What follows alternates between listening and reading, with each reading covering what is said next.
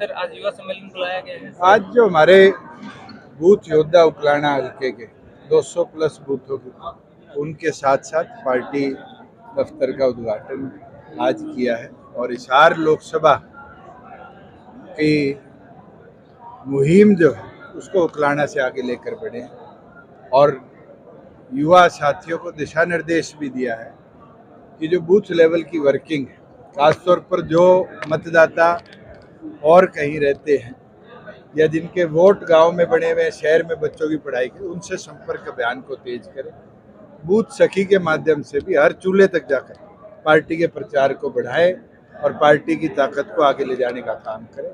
मेरा ये मानना है कि बूथ सखी और बूथ योद्धा एक नींव होगी बड़े परिवर्तन की और बड़े ताकत की, और वही नींव श्रीमती नैना चौटाला जी को हिसार से हरियाणा की आवाज बनाकर पार्लियामेंट में ऐतिहासिक मतों से जिताकर भेजने का काम करेगी। और मैं मानता हूं कि जिस तरह के परिस्थितियां आज बन रही है, कांग्रेस के भी उम्मीदवार आगे हैं, उसके अंदर हिसार की सीट पर महिला ताकत को एक नए परिवर्तन की भूमिका के तौर पे जनता चुनेगी भी और भारी मतों से जिताने का काम। सर ब्रजेंद्र सिंह का नाम कांग्रेस के लिए काफी आगे चल रहा था, लेकिन अब जयप्रकाश जेपी को टिकट मिल गई है, तो आप कैसे देखते हैं? कि वो तो उनने फैसला लिया था भारतीय जनता पार्टी छोड़कर कांग्रेस में जाने का, और आज कांग्रेस ने भी पत्ता काट दिया, इससे बड़ी क्या बात है। आज मैं तो मानता हूं कि चौधरी वीरेंद्र सिंह जी निरंतर मेरे को कोसा करते थे। आज तो मुझे उनके बारे में बोलने की भी जरूरत नहीं, आज तो बीजेपी भी गई और कांग्रेस ने भी नकारने का काम किया। सर किसानों के मुद्दों पर नैना चौटाला दुष्यंत के लिए माफी मांग चुकी है, तो क्या ऐसे में दुष्यंत चौटाला वो तो हमारे अपने हैं और अपनों से गिले शिकवे हमेशा रहते हैं, और मैंने को पार्लियामेंट में भी उन्हीं ने भेजा था, हमारे विधायकों को भी जिताकर विधानसभा में उन्हीं ने भेजा है, और गिले शिकवे हैं तो हम मिलकर दूर करेंगे। आज जननायक जनता पार्टी हरियाणा सरकार का हिस्सा नहीं है और अकेली बीजेपी का शासन है। अब मंडियों की हालात देख लो, बीजेपी के शासन ऐसे बुरे हालात पिछले 5 वर्षों में पहली बार हुए हैं कि मंडियों में आज भी खरीद बाकी है। उठान इतना धीमा है कि मंडियां फुल पड़ी है और सरकार को 2-2, 3-3 दिन तक मंडियों को बंद रखना पड़ा है लिफ्टिंग के नाम पर। ये व्यवस्था इसलिए है कि किसान की सुध लेनिया कोई सरकार में नहीं।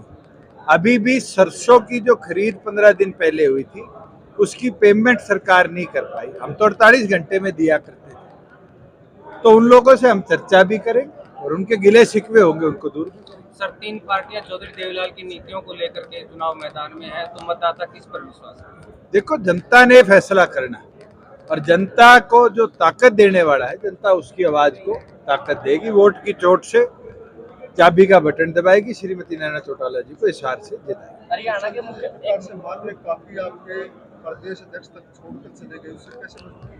आज डॉक्टर अजय सिंह चौटाला जी ने नई जिम्मेवारी ब्रिज शर्मा जी को दी है। मैं उनको शुभकामनाएं भी देता हूं और संगठन की मजबूती के लिए मैं मानता हूं बहुत बड़ा अच्छा फैसला डॉक्टर अजय सिंह चौटाला जी। पूर्व मुख्यमंत्री ने बयान दिया कि दुष्यंत चौटाला की जांच करवाएंगे। मेरी करवाओ, मैं तो कब हटा हूं? क्या 4.5 साल के शासन में मैंने किसी दिन ये कहा मेरी जांच ना करवाओ? और मैं तो आज भी बोलता हूं, जो दोषी है उनको सजा दो। आज के दिन प्रदेश के अंदर हमने जो कदम उठाए थे वो परिवर्तन के कदम थे और उसका रिकॉर्ड बना है। ईयर एंड हुआ है रेवेन्यू का 6,400 करोड़ से 12,500 करोड़ की स्टैंप कलेक्शन पहुंची है, तो इसका मतलब तो सरकार को फायदा दुष्यंत ने करा। एक्साइज ईयर खत्म होगा जून के अंदर। मैं ये मानता हूं 6100 करोड़ कैप्टन अभिमन्यु के टाइम पे था जब वो एक्साइज मिनिस्टर थे।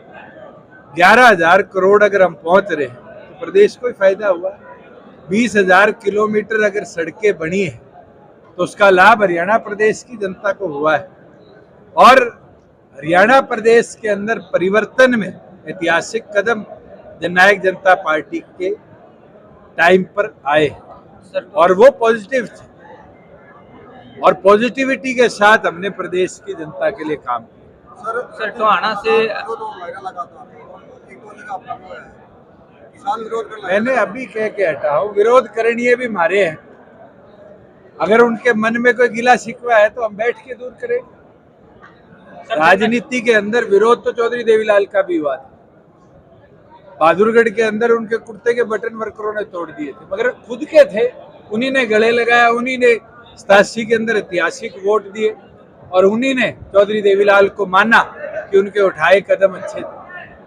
लोगों की भावनाओं को कैसे भ्रमित किया जा सकता है, इसका फैसला तो मैं आप नहीं कर सकता। सचिवाना से जो जेजेपी के विधायक हैं देवेंद्र सिंह बबली, उनके खिलाफ स्वैच्छिक जो ग्रांट वितरण को लेकर के जांच शुरू कर दी गई। ये मामला मैंने भी अखबार में पढ़ा है।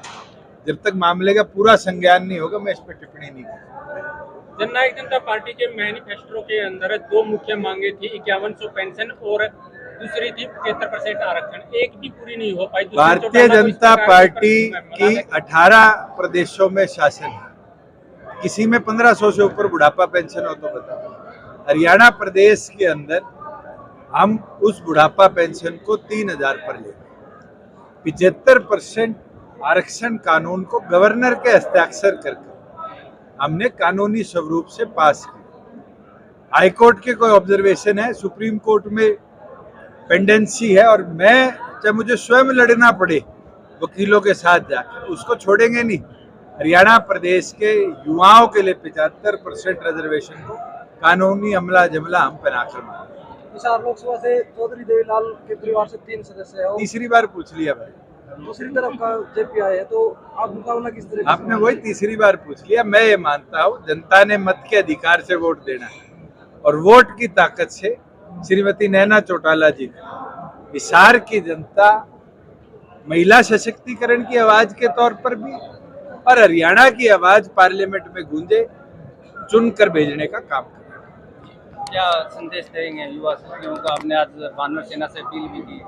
बिल्कुल, मैं आपके माध्यम से उकलाना की युवा सम्मेलन में जितने भी मेरे बच्चे आए हुए हैं, जितने भी मेरे बड़े बुजुर्ग हैं, जितने भी मेरी माताएं, बहनें, बेटियां आई हुई हैं, आपके माध्यम से मैं ये अपील करूंगी कि हमेशा आपने संसद के अंदर पुरुष को भेजा है। पहली बार एक महिला जो है वो आपसे अपील कर रही है कि आदमियों का काम काज तो हमेशा देखा है, पहली बार एक महिला जो है वो संसद के लिए खड़ी हुई है।